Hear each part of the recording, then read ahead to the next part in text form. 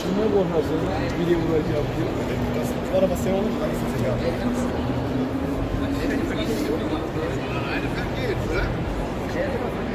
مرسدس الکترو 2018 بوده هم خیلی موشین میبرومده